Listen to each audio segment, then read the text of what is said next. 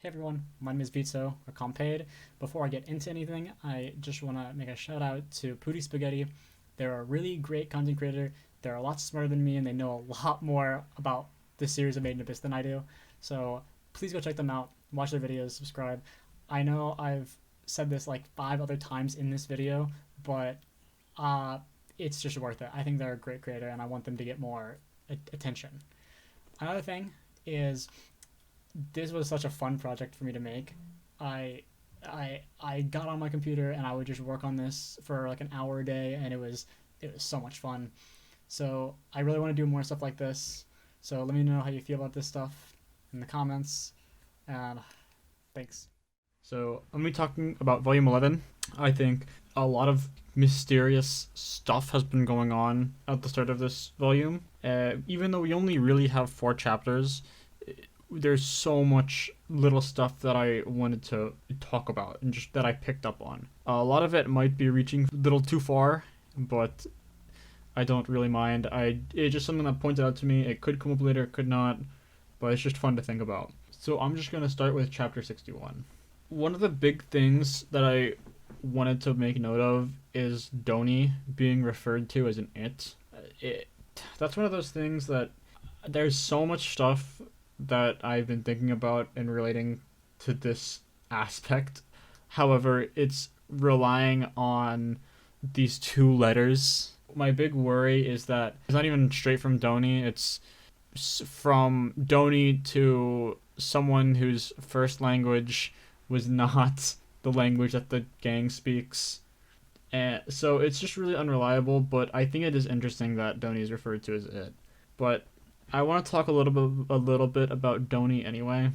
The fact that they mentioned that there was a being waiting in the pivotal ring that's related to Reg, and that they needed to prepare, but then refusing to say any more, which implies that Doni does know more and is just not telling us. So I don't think Doni is a great person. I think he's a little bit dubious, but only time will tell. We're definitely going to be seeing more of this character.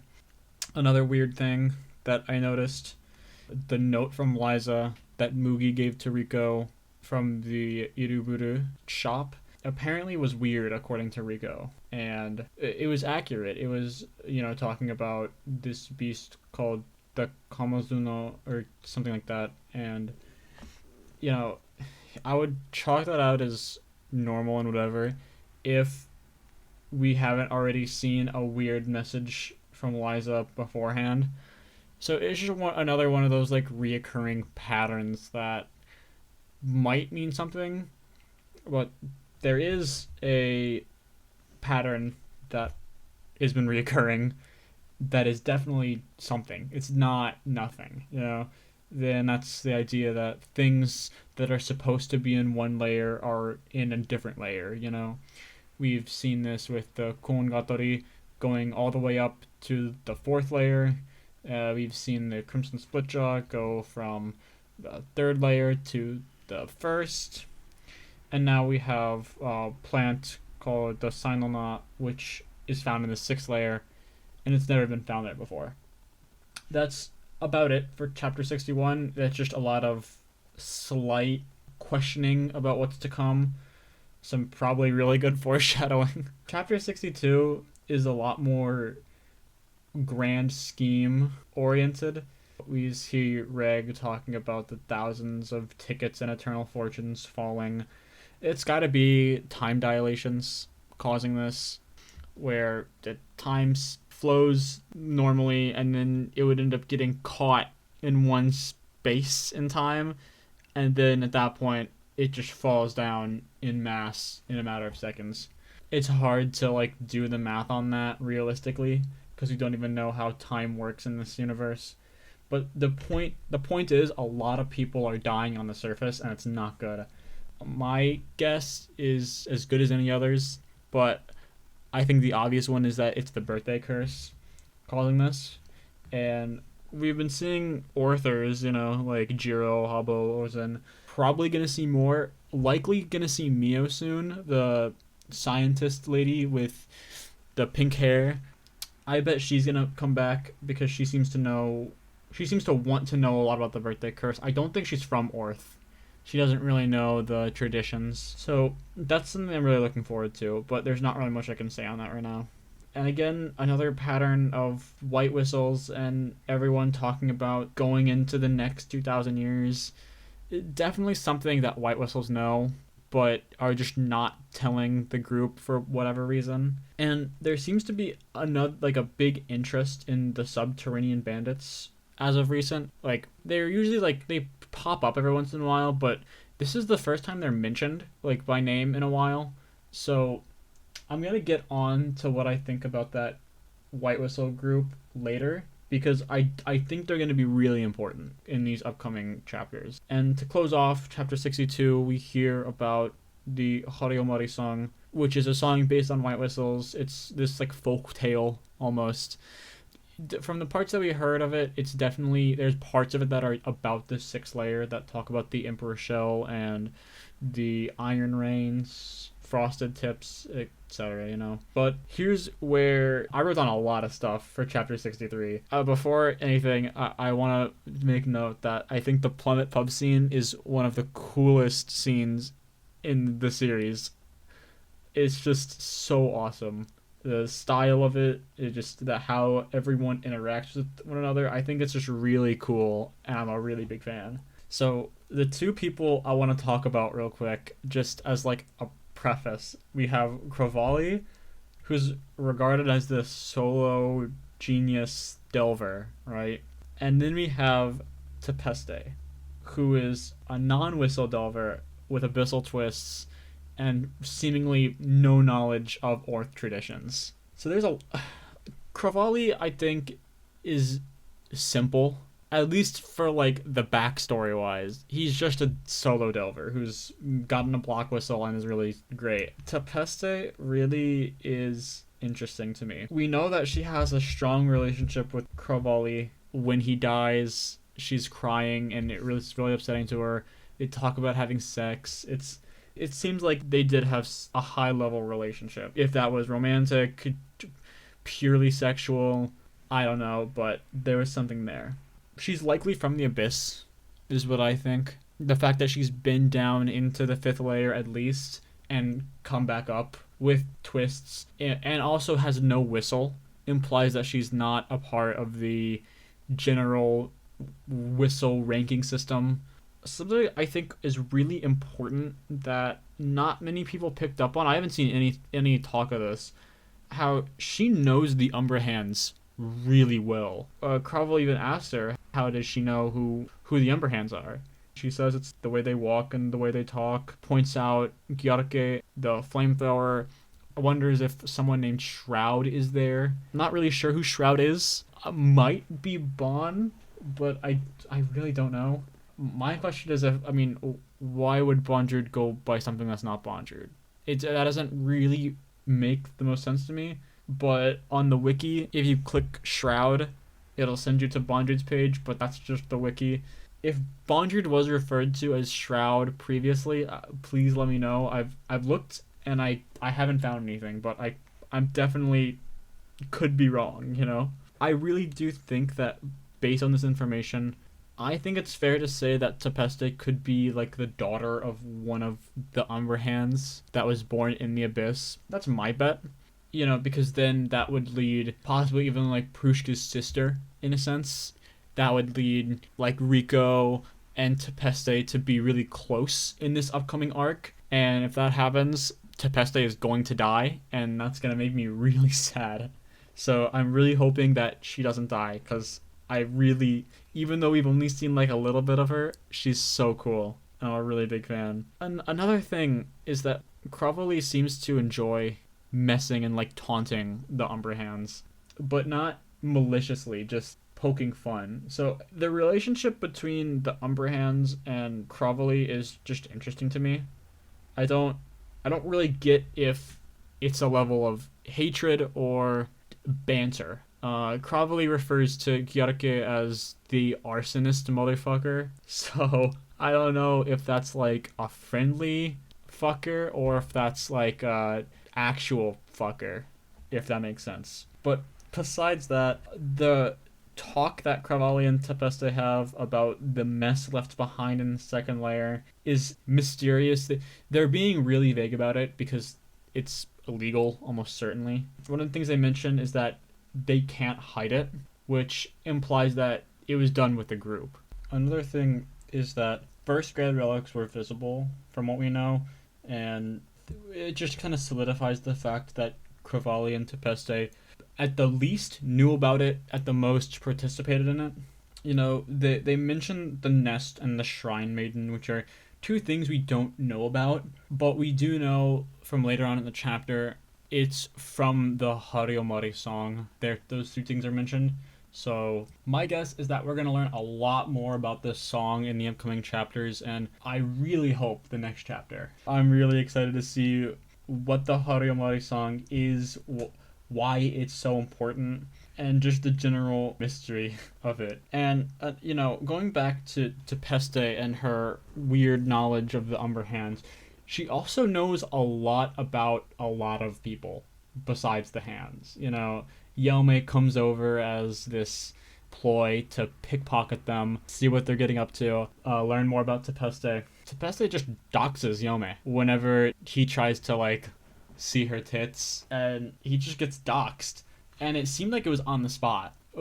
So either she did a lot of research on the bandits or on the White Whistle groups, or she just knows a lot for some reason that we don't know. Some relic, maybe. Not entirely sure, but it was really interesting. Another thing that I wanted to point out about that whole Yelme scene is that it seems like she has claws, right? And they seem retractable almost, like a cat. And when she swiped, it seemed like something of Yelme came out of him, and then that's when he passed out drunk, in quotes, because she's not normal. I think that's for sure. She's not a normal person. Besides that, we go back to the subterranean bandits. They're all meeting up, and they all really want to know about Tepeste. It was kind of who wanted to go ask Tepeste, almost like they were freaked out or worried, and Yelme was the brave, smart Giga Chad who put himself forward. Not entirely sure. I do bet we're going to see a lot more of them, though, and I'm really excited for that. So I want to talk about the nest a little bit of what I think it might be.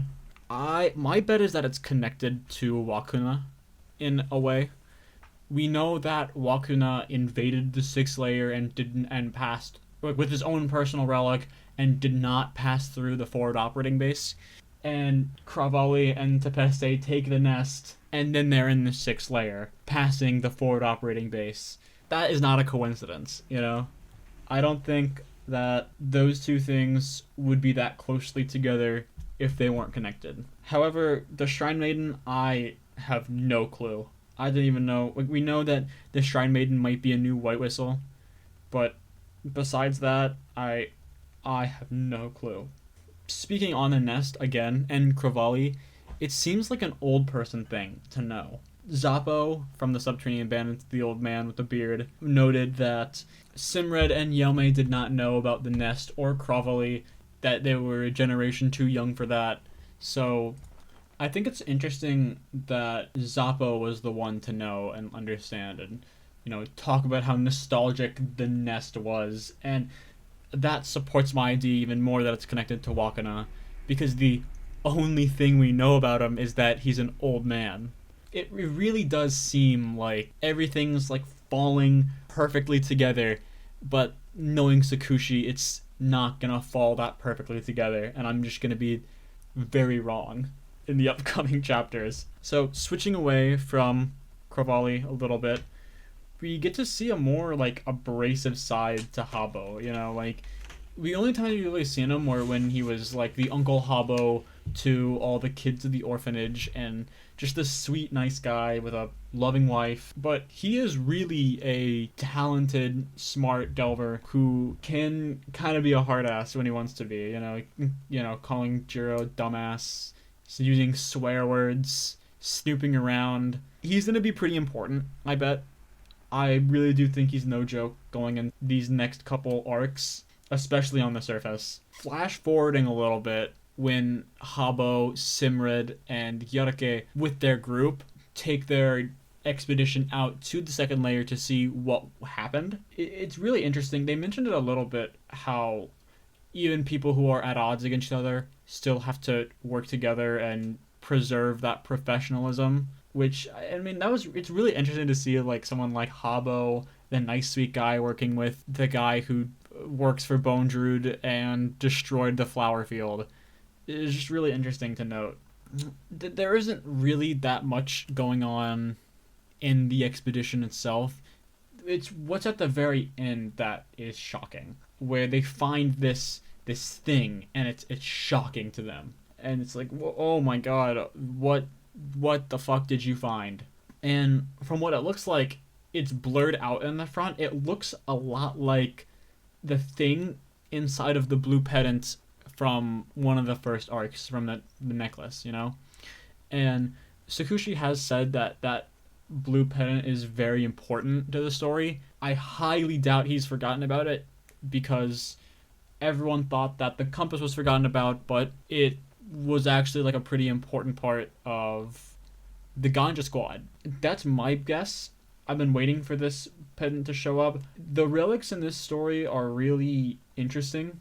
I keep saying that things are interesting, but that's kind of the only way I can describe it. Like, you know, it's mysterious. It's just an interesting thing to think about. But I bet we're gonna learn more about this soon, hopefully in the next chapter.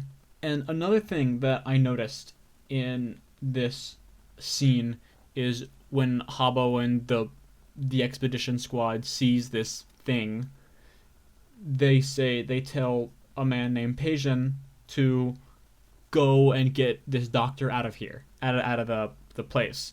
If you remember, Peijin died in the flower field burning incident, which firmly puts this before their Rico delve. And I mean, I know that doesn't, people could have like presumed that or already just knew that, but it is nice to know that like Cravale didn't take like a fast travel down to the sixth layer. Like the nest isn't like a beam, most likely, and that it actually did take some time to get down there. Just something interesting that I noticed, and I think they wouldn't have included that if they didn't think that it was important to name drop them. This whole thing of like what is going on, are you trying to bring this fairy tale to life? The way Habo is talking about what Cravale found, it just makes him seem morally dubious. And from what it seems like everyone has a pretty good relationship with him. Like, Habo refers to him as a friend. He got the Umber Hands to wave and smile at him. So I really don't know what kind of person he is, but I want to know more about what he's done. Going back to Cravale once again, on his way down through the nest in the sixth layer, once he gets cut off from Tepeste and he's kind of accepting his fate almost, he's going down, he's singing the Hariomari song. This song has been giving me so much strife when thinking about this series, because it's so important, and it's so clear that it's important. It's been talked about since, it's been mentioned since like the third arc of the series in the fourth layer, and now it's just coming back, and it's just beating us over the head with how we need to know that this is a thing that exists in the universe. And like I can't grasp what the purpose of it is yet, and that's just so frustrating. But it's gonna be really nice when you get to know more about it. Skipping ahead a little bit, we see Nishigora. Tepeste gets caught by her. Tepeste seems to not be a part of the Hail Hex group, but knows about Hail Hex members. Like, joking with Nishigora, talking about, like, kind of just taunting her, messing with her. And then, like, they're close after that. Even though it seems like the Hail Hex and the Shrine Maiden are at odds with each other. That whole relationship is interesting and weird. I keep saying, I'm sorry for saying interesting as much as I am, but I don't get it right now, and I really want to. Something I think is a possibility is that the Shrine Maiden is a code name, because it's mentioned in a fairy tale about the White Whistles, but in the group of White Whistles we never see this Shrine Maiden. So could it be a code name for someone Could they be a disgraced White Whistle? I'm not entirely sure. Which, if they are a disgraced White Whistle, then they must be ridiculously awful. If Bondrewd could have bounties on his head and be hated by other countries and participate in illegal black market trades, if he's like still a legendary White Whistle, even after those accusations, then what possibly could this Shrine Maiden have done to get shit canned, essentially? Going back to Nishigora, she knows a lot about Liza and about Riko. Nishigora is very important, I think. She seems to know a lot about everything, but she seems to be not good at talking about it. She mentions Liza's kid was supposed to be stillborn. Why would she know that? Why does she know that? Who told her? I mean, my only guess for that is that Sarajo told her. And I mean, Sarajo is a White Whistle. Sarajo does know about Liza, obviously. I really do hope that they were on good terms, because I really like Sarajo and I want her to be like a swag master. I don't want her to be like the main antagonist, because that would, like, if anything, I'd want Liza and Sarajo to like be on the same team, because we've never seen that really before. Like the White Whistle, like the super powerful higher up is, on the same team as Liza. That's really hasn't happened. I mean, besides Ozen, but like Ozen was kind of the antagonist of that arc, you know? I really want Sarajo to be a good, fun character that is nice and sweet and is a little silly guy. But Nishigora, she mentions Shirumi and Mine while like focusing on Reg. That keeps happening. This Mine and Shirumi disgraced by Ozen almost and left to die, and they do die. Reg has seen the ticket of Shirumi and Mine, I believe. One of them, I'm pretty sure. I think it was Shirumi. Going back to that once again, why are these two characters in like a bunch of side chapters being connected to Reg so many times? Nishigora also talks about Soul, if the group believes in Soul. Foptic confirms that Soul exists. I mean, we all knew that Soul exists, but confirmation is always good in stories like this. Nishigora is definitely some type of Naruhate. She is a Black Whistle. I don't know if she was a Naruhate from the old ritual site of Edo Front, or if there's a new way to be blessed. Sakushi did say there's a lot more to the blessing that hasn't been explored yet. I think Nishigora is going to be that vessel to explain what the blessing can do. She also mentions that time goes faster when they're here. And the only, like, on my notes, I wrote Ball OW Shield. That's the only thing I can think about where if the more people are around you, the faster time goes, or something like that. Or it could just be time flies when you're having fun. So, but it was really interesting the way she worded it, and people were confused about what she said. And she said, and they're like, what does that mean? She said, it's too much to explain. There's something to that. There's something to Nishigora, and I'm really looking forward to seeing more of her. And then we meet Sarajo, and holy shit, she looks fucking awesome. She's so cool. I love her, like, tons of whistles motif. Like, just the style of her, the horns, and like just her normal costume is really cool. I know that like people were like Pooty Spaghetti mentioned this as well, how people were like upset that Sarajo wasn't in her Plague Doctor form, but again, as Pooty said, Ozen was never in her turtle hat strongman suit, I want to see so much more of Sarajo. I want to see what her deal is. I've already made so many incredible like theories about her, but going on to what we do know about her, is that it seems like she's very single goal oriented. Talking about like, oh, what is your goal? How, and like singular, then mentioning that's a lot of objectives that you have. Then says, I'm gonna need to whip you up into shape. Again, I think Puri explained this perfectly in their A arc and B arc format, where A arcs are a lot more character focused, while B arcs are a lot more of advancing Riko to the higher value level. Now it seems like she really is gonna get to that next level of being a powerful White Whistle. I guess some closing thoughts. Already mentioned the Puri Spaghetti A/B arc format, and that I agree perfectly.